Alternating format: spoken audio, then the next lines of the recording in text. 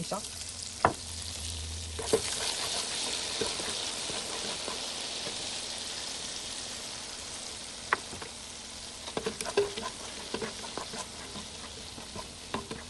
Mình cho chặt từ chân tới cả hồn sạch sẽ ăn những nó đặt score cho mỗi vật thể cho mỗi chân lên tới những hàng hết chặt sạch rồi cái tế nó đặt hào nở đặt xay xúc oyster xay than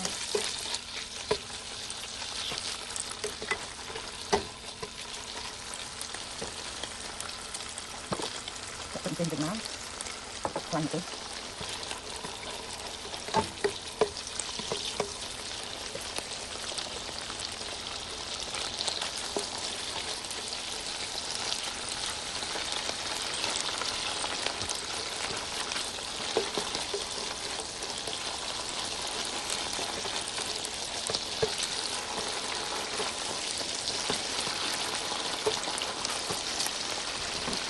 đấy mình nói tiếp mình chặt lại chỗ lại một số cuối mình xả vô châm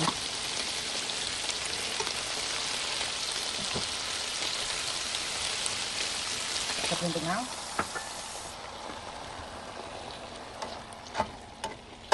nếu như mình ngoắt vô tí tới thôi bia thôi lại chẳng á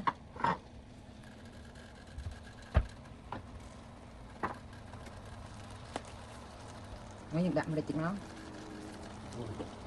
đậm lên chân nó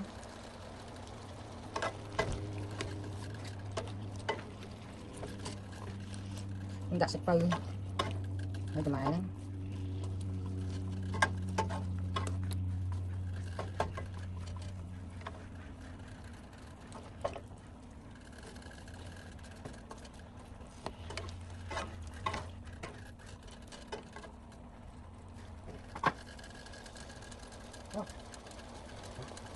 what do you call it?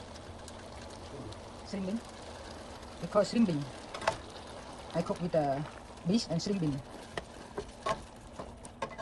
Đăng đài hai dân cái này cái sự đại, khai cái sự đại chứ, cái sự đại cua đại, cái sự đại cua, cái hai shrimping, I don't know.